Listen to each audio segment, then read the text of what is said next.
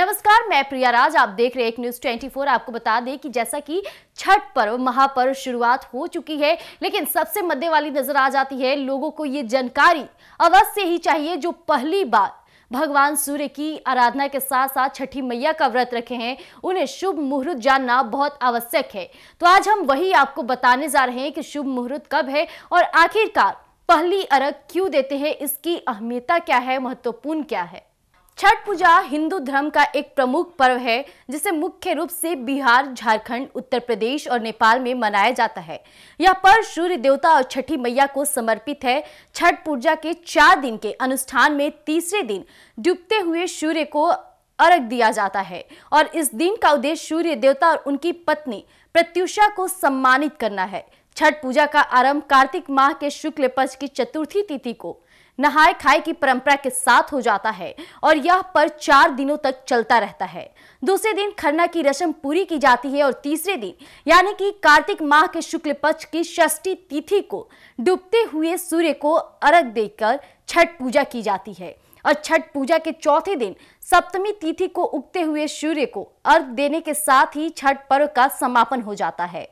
आपको बता दें, सूर्य देवता को जीवन का आधार और शक्ति का प्रतीक माना जाता है।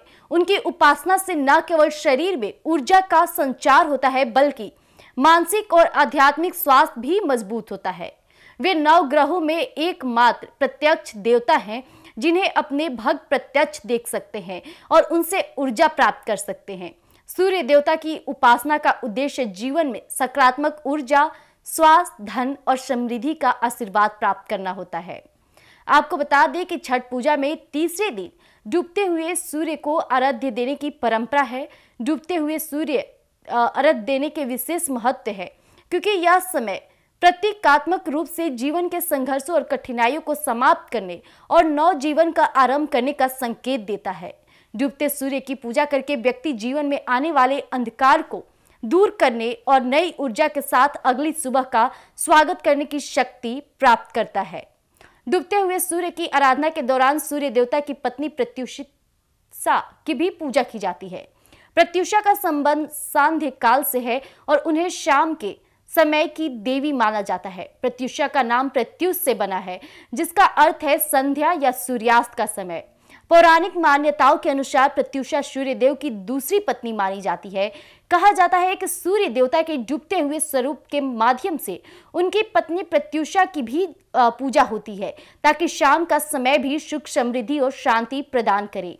मान्यता है कि जब सूर्य देव अपनी पत्नी संज्ञा से अलग हुए तो संज्ञा के रूप का विस्तार प्रत्युषा और छाया के रूप में हुआ।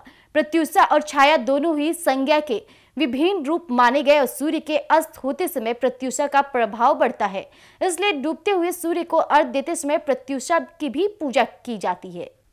तो जैसा कि आपने अभी सुना कि पहली अर्घ यानी शाम में जो हम भगवान सूर्य को अर्घ देते हैं उसकी महत्वता क्या है और डूबते हुए सूर्य को हम जल चढ़ाकर उन सारे नकारात्मक सोच को मिटा देते हैं और अगली आने वाली सुबह की और सकारात्मक सोच के साथ निरंतर बढ़ने की ऊर्जा प्राप्त करते हैं। हालांकि सूर्य की आराधना करना हमारे जीवन में सुख, समृद्धि के साथ सकारात्मक संदेश भी जारी हो जाता है। इन कारणों की वजह से सूर्य देव के साथ साथ प्रत्युषा यानी कि सूर्य देव की दूसरी पत्नी की भी पूजा अर्चना की जाती है। हालांकि हमारे जीवन में प्रतिकाल हम अपना समय व्यतीत करते हैं और शाम के वक्त हम अपने घर को वापस आ जाते हैं। चाहे बात की जाए रोजगार कर रहे लोगों की, लगातार सूर्य देव वो देव हैं जो कि सामने से हमें दिखते हैं। हर रोज हम उनकी दर्शन स्वरूप करते हैं और इन कारणों की वजह से छठ पर्व महापर्व में हम भगवान सूर्य के दोनों रूपों को जल चढ़ाते हैं। तो आज के लिए इतना ही। ऐसी तमाम खबरों के लिए बने रहिएगा एक न्यूज 24 पर। धन्यवाद।